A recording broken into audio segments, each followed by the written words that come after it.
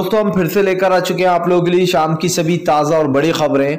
एक एक कर आपको सारी खबरों की जानकारी देंगे आज देश दुनिया में क्या कुछ हो रहा है। लेकिन दोस्तों उससे पहले आप सभी को दिवाली की बहुत बहुत बधाई। खुश रहिए और खुशियां बांटते रहिए। चलिए दोस्तों बढ़ते हैं सबसे पहली बड़ी खबर की ओर। बता दोस्तों सबसे पहली जो बड़ी खबर निकल कर आ रही जी, राहुल गांधी का केंद्र सरकार के ऊपर बड़ा हमला।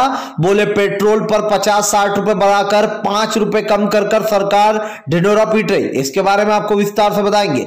वहीं पर दोस्तों अगली बिग ब्रेकिंग में हम आपको बताएंगे दोस्तों दुष्यंत चौटाला का भयंकर विरोध, किसानों ने दिखाए काले झंडे। इसके बारे में भी आपको बताएंगे। वहीं पर दोस्तों अगली बिग ब्रेकिंग में हम आपको बताएंगे दोस्तों जी दरअसल प्रधानमंत्री नरेंद्र मोदी का असली चेहरा आया सामने। लोगों ने कहा करारी हार के बाद पेट्रोल पर पैसे कम होने लगे। इसके बारे में भी आपको विस्तार से बताएंगे।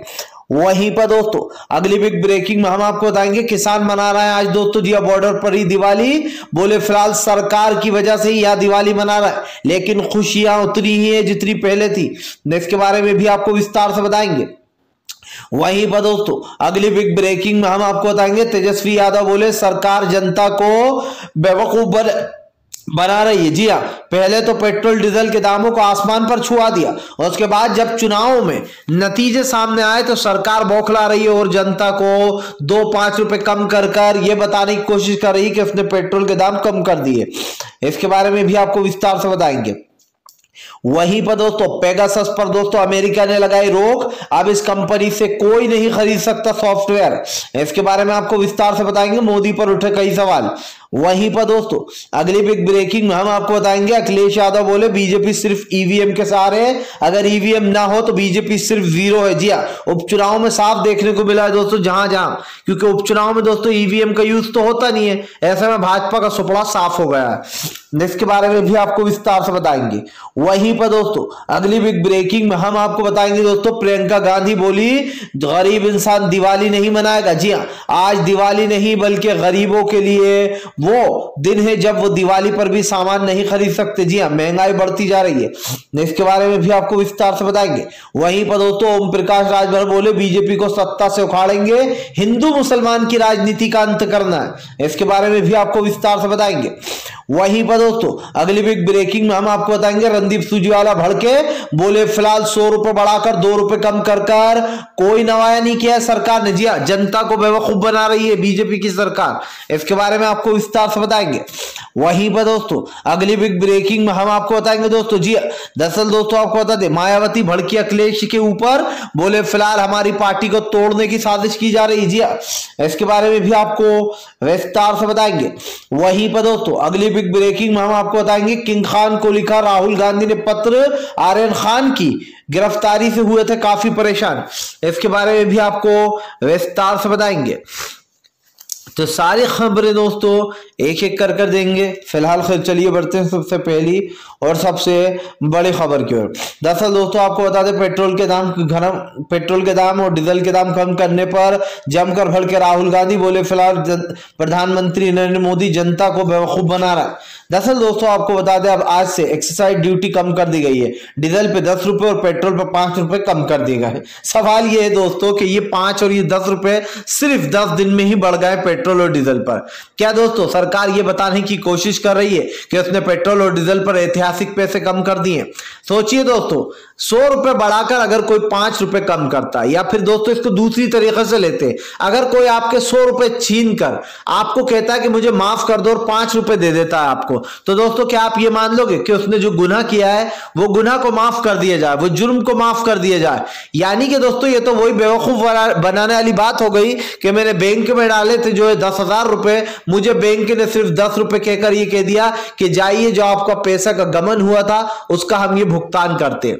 समझिए दोस्तों राहुल गांधी की बात में दम है कि एक तरफ सरकार पेट्रोल पर लगातार कीमतें बढ़ाती रही, पेट्रोल के दाम 121 रुपए हो गया, वहीं पर दोस्तों डीजल का दाम 104 रुपए हो गया। अब सरकार ने डीजल पर 10 रुपए और पेट्रोल पर 205 रुपए कम कर दिए।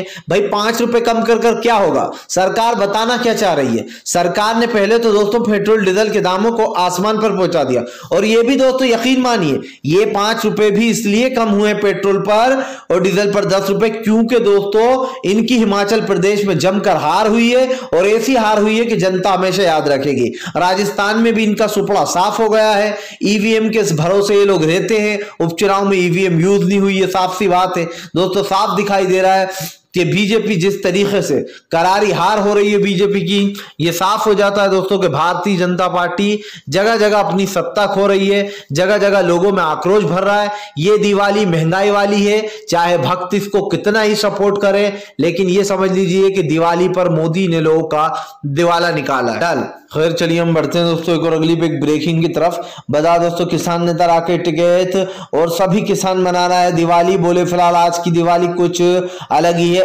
राकेश टिकैत ने कहा किसानों ने बहुत लंबा सफर तय किया, किसान लगभग 1 साल से सीमा पर बैठा।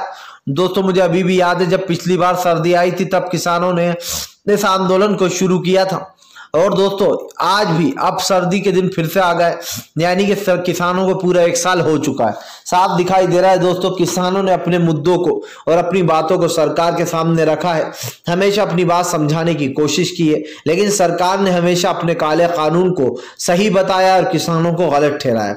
सोचिए दोस्तों, एक देश का प्रधानमंत्री इतना घमंडी कैसे हो सकता है, इतना घमंडी कैसे हो सकता है दोस्तों कि वो अपने आप को सही बताने के लिए किसानों के ऊपर ये काले कानून थोप दे। यानी कि एक तरफ करोड़ों की तादाद में जनता और किसान है, दूसरी तरफ सिर्फ चंद लोग हैं जो कहना है कि ये कानून सही है।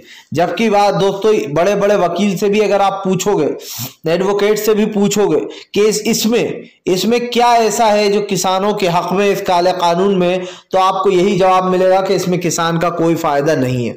तो दोस्तों राकेश टिकैत ने साफ कहा है कि फिलहाल किसान यहाँ पर दिल्ली की दिवाली मना रहा है, जगह जगह बॉर्डरों पर आज किसान जुट रहे हैं दोस्तों, जगह जगह से आ रहे हैं दिवाली मनाने।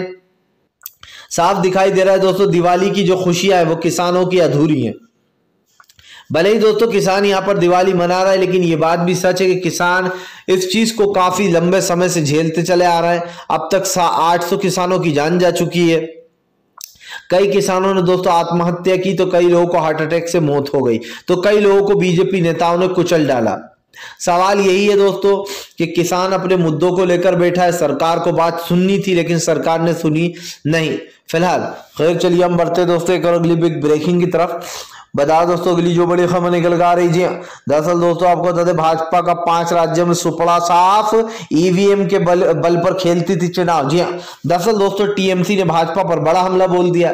टीएमसी के डेरेक ओब्राय का कहना है कि भारतीय जनता पार्टी सिर्फ ईवीएम के जरिए चुनाव जीतती थी, जहां से पिछली बार दोस्तों आपको बता दें बीजेपी बंगाल में जो है अच्छी खासी जीत दर्ज की थी, वहां पर 1.5 लाख वोटों से हार गई, जिसको लेकर जो है यहाँ पर डेरेक ओब्राय ने कहा कि भारतीय जनता पार्टी ईवीएम के बल पर जीती थी एक जगह भी, और इसीलिए दोस्तों भारतीय जनता पार्टी का वहां भी सुपड़ा साफ हो गया।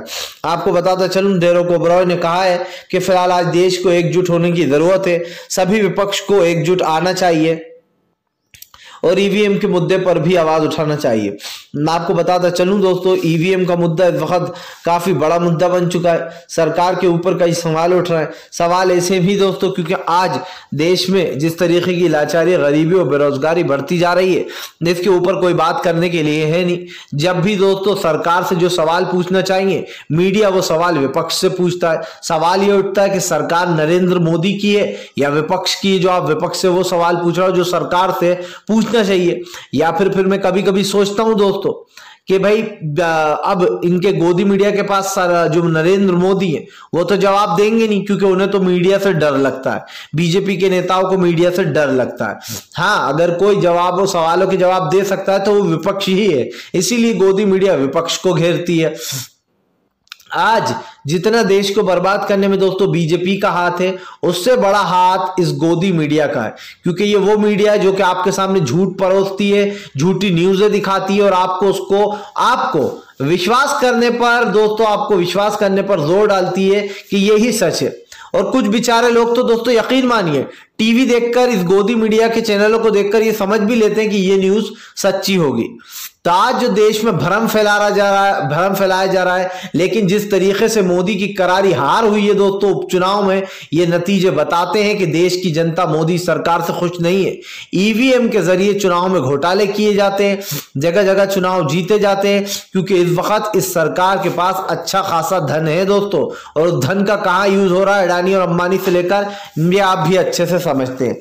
फिलहाल खैर चलिए हम बढ़ते हैं दोस्तों एक और अगली बिग ब्रेकिंग की तरफ। बता दोस्तों अगली जो बड़ी खबर निकल कर आ रही है, डिस्कवरी चैनल पहुंचा दोस्तों किसान आंदोलन को कवर करने, बताया अब तक का सबसे बड़ा ऐतिहासिक आंदोलन। जी हाँ दोस्तों, किसान आंदोलन ने इतिहास रच दिया दोस्तों। बड़ी बड़ी जगहों से किसान आंदोलन के फोटो छपते, बड़ी बड़ी मैगजीनों में किसान आंदोलन के चर्चे होते, क्योंकि दोस्तों अब तक का सबसे बड़ा आंदोलन अगर कोई है तो वो किसान आंदोलन ही है। और एक चीज और जान लीजिए दोस्तों, अब तक का सबसे बड़ा आंदोलन किसान आंदोलन इसलिए भी बना है क्योंकि इससे पहले दोस्तों इतना लंबा आंदोलन कोई सा भी नहीं चला है जितना कि दोस्तों किसानों का आंदोलन चला है। ये बात तो साफ है दोस्तों कि किसानों ने अपने हर मुद्दे को सरकार के सामने रखने की कोशिश की है। दूसरी बात ये दोस्तों कि सरकार और किसान के बीच में बातचीत बंद नहीं रही है। अब सवाल ये उठता है कि किसानों का आंदोलन दोस्तों डिस्कवरी चैनल ने भी कवर कर लिया है। बताया जा रहा है कि फिलहाल सबसे बड़ा ऐतिहासिक आंदोलन बन चुका है किसान आंदोलन, और इसको दोस्तों बड़े बड़े न्यूज चैनल जगह बाहर देश के और बड़ी बड़ी मैगजीनें छाप रही हैं। सोचिए दोस्तों, इस आंदोलन से दोस्तों उन लोगों को प्रेरणा मिल रही है जो लोग कहीं पर भी सरकार के खिलाफ आवाज उठाने से डरते हैं। फिलहाल खैर चलिए हम बढ़ते हैं दोस्तों एक और अगली बिग ब्रेकिंग की तरफ। बता दोस्तों अगली जो बड़ी खबर निकल कर आ रही है, जी हाँ दोस्तों, अमेरिका का ऐतिहासिक फैसला, पेगासस वाली कंपनी पर लगा दिया प्रतिबंध। दरअसल दोस्तों अमेरिका ने जो है यहाँ पर अब पेगासस स्पाईवेयर बनाने वाली कंपनी पर प्रतिबंध लगा दिया है कि फिलहाल यहाँ पर अमेरिका में कोई भी सॉफ्टवेयर खरीद नहीं पाएगा। हालांकि दोस्तों बताया जाता है कि ये पेगासस जो सॉफ्टवेयर है दोस्तों, इसको सिर्फ सरकार को ही दिया जाता है किसी के ऊपर जासूसी करने के लिए। सवाल यह है कि हमारे इंडिया में जो जासूसी हुई है हमारे भारत में, अब सियासत गर्मा गई है। लोगों ने कहा कि जब वहां प्रतिबंध लग सकता है तो फिलहाल नरेंद्र मोदी ने यहां पर पेगासस का यूज किया है, इसीलिए वहां पर वो फैसला लिया गया। पेगासस वाले मामले पर दोस्तों सरकार घिरी हुई है। ना सिर्फ सुप्रीम कोर्ट बल्कि कई लोगों ने यह सवाल उठा दिया है कि पेगासस वाले मुद्दे को बढ़ावा क्यों दिया जा रहा है। दोस्तों समझिए, आज देश में जो हालात हो रहे हैं और पेगासस वाला मुद्दा जिस तरीके से आगे बढ़ रहा है, इसको लेकर देश की जो जनता है उसमें एक आक्रोश है। सवाल यही उठता है दोस्तों कि आपने लोगों की जासूसी कराई है, ना सिर्फ पत्रकारों की बल्कि दोस्तों सीबीआई के लोग, और इसमें कई ऐसे पुलिस वाले कमिश्नर हैं जिनकी जासूसी कराई गई है, सुप्रीम कोर्ट के जजों की जासूसी कराई गई है, पत्रकारों की जासूसी कराई गई है जो मोदी के खिलाफ बोलते हैं। यानी कि ऐसे लोगों की जासूसी हुई थी जो लोग सरकार का कट्टा चिट्टा खोल सकते थे। लेकिन सवाल यही उठता है दोस्तों कि अब पेगासस वाले मामले पर सरकार जब घिरी है तो वो इस मुद्दे को दबाने की कोशिश कर रही है। फिलहाल खैर चलिए हम बढ़ते हैं दोस्तों एक और अगली बिग ब्रेकिंग की तरफ। बता दोस्तों अगली जो बड़ी खबर निकल कर आ रही है, दरअसल दोस्तों आपको बता दें राहुल गांधी हुए थे परेशान, किंग खान को लिखा पत्र। दरअसल दोस्तों आपको बता दें शाहरुख खान के बेटे आर्यन खान को जिस तरीके से एनसीबी ने गिरफ्तार किया था और जिसके बाद उनकी एक के बाद एक दोस्तों आपको बताते चले उनका काला चिट्ठा खुलकर सामने आया। इससे ये साबित होता है दोस्तों कि फिलहाल शाहरुख खान के बेटे को फंसाया गया था। यही कारण है दोस्तों जो राहुल गांधी से शाहरुख खान को पत्र लिखा है। राहुल गांधी ने पत्र में दोस्तों शाहरुख खान को कई बातें लिखी हैं और उन्होंने शाहरुख खान से इस राजनीति के लिए माफी भी मांगी है। राहुल गांधी ने कहा है कि इनको माफ कर दीजिए, जो लोग आज सत्ता का दुरुपयोग कर रहे हैं शाहरुख, वो लोग कल उन्हीं पर सवाल उठेंगे। मैं आपको बता दूं दोस्तों, एक बार शाहरुख खान को जब एयरपोर्ट पर रोक लिया गया था उनकी आइडेंटिटी चेक करने को, तब कांग्रेस ही थी जिसने ये फोन लगाकर बताया था कि शाहरुख खान एक बहुत बड़े एक्टर हैं इंडिया के, और जो है वहां पर से उनको रिलीज कराया गया था। फिलहाल खैर चलिए हम बढ़ते हैं दोस्तों एक और अगली बिग ब्रेकिंग की तरफ। बता दोस्तों अगली जो बड़ी खबर निकल कर आ रही है, अखिलेश यादव बोले बीजेपी सिर्फ ईवीएम के सहारे, अगर ईवीएम हटा दो तो जीरो है। जी हाँ, दरअसल दोस्तों आपको बता दें उपचुनाव में मिली करारी हार के बाद अखिलेश यादव ने भी मोदी पर निशाना साध दिया है। अखिलेश यादव का कहना है कि उत्तर प्रदेश की सरकार भी इसी तरीके से बनाई गई थी, ईवीएम के सहारे। अखिलेश यादव ने कहा कि अगर ईवीएम हटा दो तो बीजेपी जीरो है, उसको देश की जनता वोट नहीं देगी। और यकीन मानिए दोस्तों, यकीन मानिए जब ईवीएम आई है तभी बीजेपी की जीत हुई है। इससे पहले दोस्तों जब ईवीएम नहीं थी तब ईवीएम पर जो है बैलेट पेपर से चुनाव हुआ करते थे। और दोस्तों बैलेट पेपर से चुनाव ही सबसे अच्छे और सटीक माने जाते हैं। आप सोचिए दोस्तों, अमेरिका जैसा शक्तिशाली देश जो दोस्तों 1000 गुना शक्तिशाली है, वो भी ईवीएम का यूज नहीं करता है। जगह जगह बड़े बड़े देशों में दोस्तों ईवीएम को यूज नहीं किया जाता है, क्योंकि दोस्तों ये चाइना का प्रोडक्ट है। और चाइना क्या है दोस्तों, ये आप अच्छे से जानते हैं। एक तरफ तो नरेंद्र मोदी कहते हैं कि हम चाइना की ऐपों का, चाइना के सामान का बहिष्कार करेंगे, दूसरी तरफ हमारे देश का नरेंद्र मोदी सरकार ईवीएम का यूज करती है। सोचिए आप दोस्तों, और क्यों यूज करती है? क्योंकि ईवीएम में घोटाले किए जा सकते हैं। ईवीएम में दोस्तों जमकर घोटाले होते हैं, बीजेपी का फायदा होता है, इधर उधर जो यहाँ पर चीजें करी जाती हैं। और इसको लेकर अखिलेश ने साफ कहा है कि फिलहाल महाराष्ट्र की सरकार भी इसी तरीके से बनी है। अखिलेश यादव ने कहा इस बार ईवीएम भी काम नहीं आएगी, एमवीएम मशीन, यानी कि दोस्तों मोदी वोटिंग मशीन। जी हाँ, एमवीएम नाम दिया था राहुल गांधी ने। और ये साफ है कि अखिलेश ने भी ऐलान कर दिया कि अब की बार सत्ता से खदेड़ा होबे, क्योंकि बंगाल में खेला होबे, इधर खदेड़ा होबे। अखिलेश ने कहा कि हम जानते उत्तर प्रदेश की जनता इस बार बीजेपी को वोट नहीं देने वाली, क्योंकि फिलहाल बीजेपी की पूरी तरीके की जो मंशा है दोस्तों लोगों के सामने आ चुकी है। ये कितना ही यूज कर ले ईवीएम का, इस बार सत्ता से बाहर का रास्ता तय है फिलहाल। खैर चलिए हम बढ़ते हैं दोस्तों एक और अगली बिग ब्रेकिंग की तरफ। बता दोस्तों अगली जो बड़ी खबर निकल कर आ रही है, ओम प्रकाश राजभर बोले बीजेपी ने सिर्फ हिंदू मुसलमान की राजनीति की है, इसके अलावा विकास के नाम पर कुछ नहीं है। जी हाँ, दरअसल दोस्तों ओम प्रकाश राजभर ने भाजपा को घेरते हुए कहा कि उत्तर प्रदेश में विकास के नाम पर कुछ नहीं किया गया, सिर्फ मंदिर और मस्जिद पर बात करने वालों कभी विकास और महंगाई पर भी बात कर लो, शर्म आएगी। दरअसल दोस्तों आपको बता दें ओम प्रकाश राजभर का कहना है कि योगी आदित्यनाथ ने अपने एड में कोलकाता का फ्लाईओवर, अमेरिका की अच्छी अच्छी सड़कें और बड़ी बड़ी इमारतों को छपवा लिया, लेकिन एड में खुद का विकास बताने के लिए नहीं था। ओम प्रकाश राजभर ने कहा कि फिलहाल योगी आदित्यनाथ के राज में उत्तर प्रदेश की जनता बदहाल हो चुकी है, ना युवाओं के पास नौकरियां हैं, ना ही दोस्तों पढ़ाई पर ध्यान दिया जा रहा है। सबसे बड़ी बात यह कि करप्शन सबसे ज्यादा फैल गया उत्तर प्रदेश में। आप यूपी की कानून व्यवस्था की अगर बात करेंगे तो आपको हंसी आ जाएगी। किस तरीके से दोस्तों होंडा राज बढ़ता चला जा रहा है, लोग दिन दहाड़े चोरियां कर रहे हैं, डकैती कर रहे हैं दोस्तों, और किस तरीके से महिलाएं असुरक्षित है ये आपके सामने। तो इन मुद्दों पर योगी आदित्यनाथ कभी बात नहीं करेंगे। योगी आदित्यनाथ बात करते हैं कि विपक्ष हमें घेर रहा है, हमने राम मंदिर बनवाया, हमने मस्जिद की जगह मंदिर बनवा दिया। अब आप समझिए दोस्तों, मंदिर और मस्जिद बस यही दो मुद्दे होते हैं मोदी सरकार के पास चुनावी रैली में। अगर आपको यकीन ना हो तो गिन लीजिए दोस्तों, ये लोग बंगाल गए, इन्होंने वहां पर भी कहा कि इसको भी हम राम राज बना देंगे। जी हाँ, जबकि दोस्तों ये सब जानते हैं कि उत्तर प्रदेश रावण राज है, क्योंकि वहां पर किस तरीके से रावणों का राज है ये आपके सामने है।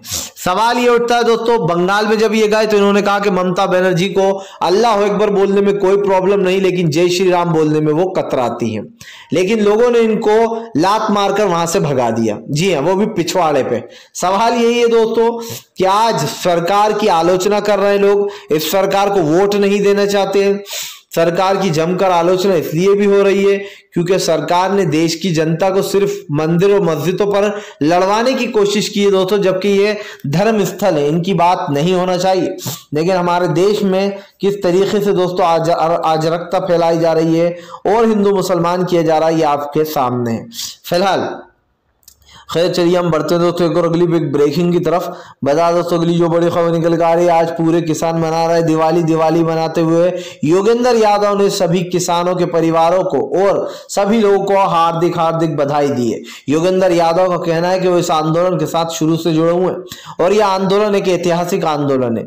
योगेंद्र यादव ने कहा कि सरकार को लगता है कि वो इस आंदोलन को खत्म कर देगी, लेकिन आंदोलन कभी खत्म नहीं होने वाला है। योगेंद्र यादव ने कहा कि इस आंदोलन को खत्म करने के लिए सरकार को किसानों से बात करनी होगी और किसानों की मांगे भी माननी होंगी। योगेंद्र यादव ने कहा कि अगर सरकार किसानों की मांग मानती है तो हम इस आंदोलन को खत्म करने को तैयार हैं। किसान भी यहाँ पर परेशानी में बैठा, उसे मजा नहीं आ रहा है दोस्तों, साफ दिखाई दे रहा है योगेंद्र यादव के ये बड़े बयान कहीं ना कहीं सरकार के खिलाफ है। और दोस्तों ये तो साफ हो जाता है कि बीजेपी इन दिनों जिस तरीके की राजनीति कर रही है उसको भारी पड़ रहा है। फिलहाल अगर आपको दोस्तों यहाँ पर एक चीज देखने लायक ये रहेगी कि फिलहाल आने वाले समय में 5 राज्यों के साथ साथ दोस्तों अब तो बीजेपी का हर जगह सफाया होगा। फिलहाल अगर आप भी शांतिपूर्ण ढंग से पीएम की सभी गलत नीतियों को दिल से विरोध करते हो तो इस वीडियो को ज्यादा से ज्यादा शेयर कीजिए, लाइक कीजिए, और अगर आप हमारे चैनल पर पहली बार आए तो सब्सक्राइब करने के साथ साथ पास में एक घंटी आएगी यानी कि बेल आइकन, उसको जरूर दबाएं ताकि हर वीडियो की अपडेट मिल पाए आपको दोस्तों, और इस तरीके की न्यूज़ें आप तक पहुंचती रहें।